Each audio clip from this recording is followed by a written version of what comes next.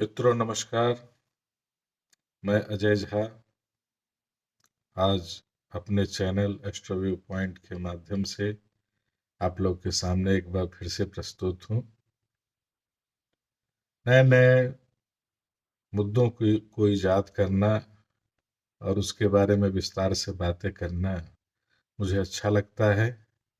शायद आपको भी सुनने में अच्छा लगता हो।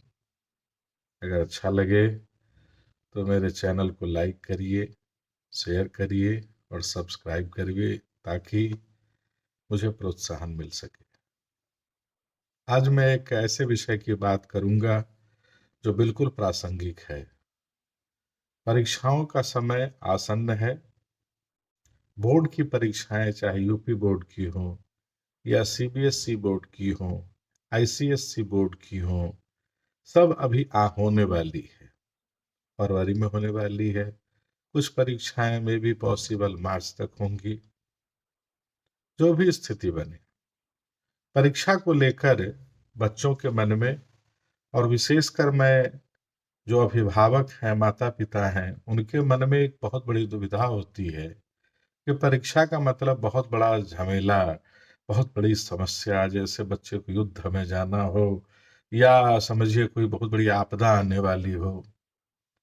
तो मेरे व्यक्तिगत विचार में इन चीजों से उबरने की आवश्यकता है। परीक्षा में परेशानी उसी को होती है जिसकी तैयारी नहीं होती। अगर वो तैयारी रेगुलर करे तो उसके लिए तो ये अवसर होता है, अपॉर्चुनिटी होता है। और अपॉर्चुनिटी को तो एंजॉय करना चाहिए। जितना बेहतर से बेहतर तरीके से बच्चे कर सकते हो उसको करना चाहिए। और माता पिता को कभी भी बच्चों को कोसना नहीं चाहिए कि तुम नहीं पढ़ते हो, और तुलना करते हैं कि पड़ोस का बच्चा कोई बहुत अच्छा पढ़ता है।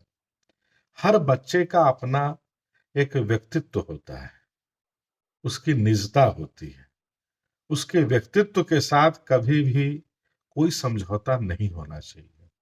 आपके द्वारा कहीं से ऐसा इंडिकेशन नहीं होना चाहिए कि तुम बेहतर नहीं हो, पड़ोस का बच्चा, तुम्हारा साथी, तुम्हारा सहपाठी तुमसे बहुत बेहतर है।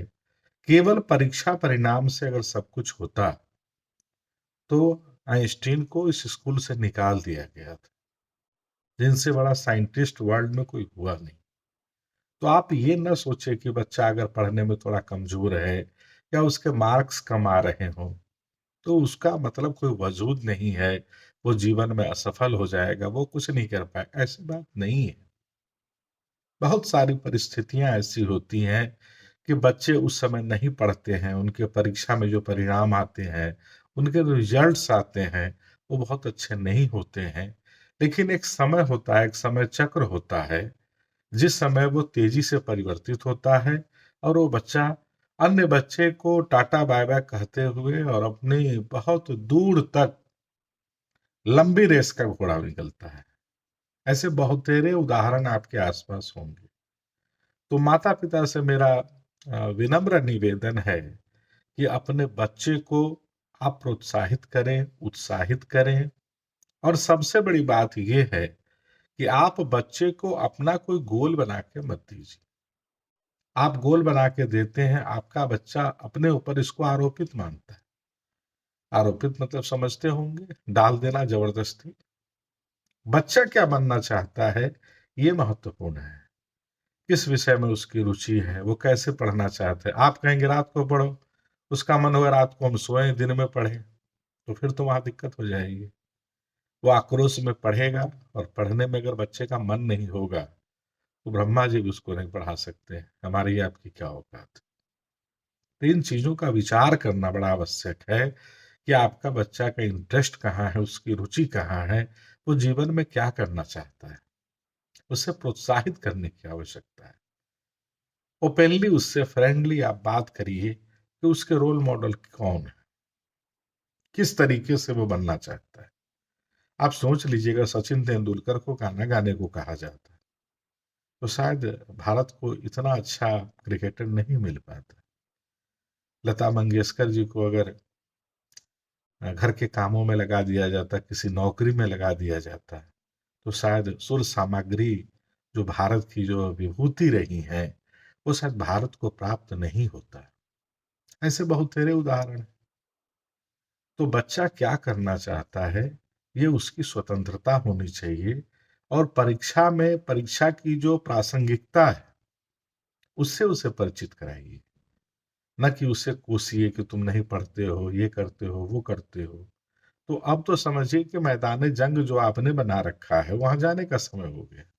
अगर बच्चा यहाँ हतोत्साहित हो जाएगा, किसी भी प्रकार से उसका जो सेल्फ कॉन्फिडेंस है, आत्मविश्वास है, वो अगर डिगा, तो बच्चा काबिल होते हुए भी परीक्षा में अच्छा नहीं कर पाएगा।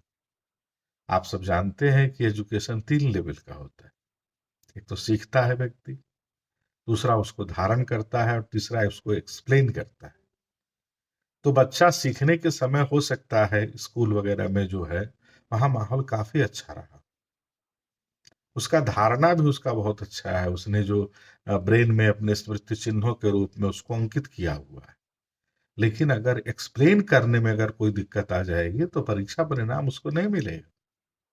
तो ये समय की नाजुकता को समझने की आवश्यकता है कि बच्चे में प्रासंगिकता समझाना है कि तुम्हारे इस परीक्षा परिणाम से तुम्हारे जीवन की कई जो है डगर बन सकती है, कई जीवन में तुम्हारा भविष्य, तुम्हारे रास्ते खुल सकते हैं। इस तरीके से उसको उत्साहित प्रोत्साहित करने की जरूरत है, न कि उसे कोसने की जरूरत है। बच्चे को थोड़ा सा लिखने का भी अभ्यास बताइए, थोड़ा बहुत लिखा करे। और ऐसा नहीं कि रात और रात भर पढ़े वो, तो बोझिल हो जाएगी उसकी आंखें, फिर वो अगले दिन हो सकता है पेपर भी न दे पाए, या दे पाएगा तो याद ही नहीं आए उसको। तो ये समस्याएं हो जाएंगी। परीक्षा से 2-4 दिन पहले बच्चों को थोड़ा सा घुमाइए फिराइए, उसको एकदम हल्का करिए। अगर मोबाइल में टीवी में देखता हो तो आपकी आपकी ये जिम्मेदारी होती है कि आप उसे कॉमेडी वगैरह सीरियल दिखाइए, कॉमेडी से संबंधित कोई कविता कहानी है उसको करिए, उसको हल्का फुल्का रखिए। अब उसको ये मत सोचिए कि वो बहुत बड़ा काम उसको जाना है, आर या पार की लड़ाई है, तो समस्या हो जाएगी। तो मुझे आशा ही नहीं, विश्वास भी है कि मेरे इस वीडियो से आप लोगों को कुछ फायदा जरूर मिलेगा। और धन्यवाद। भारत माता की जय। काशी विश्वनाथ की जय। धन्यवाद।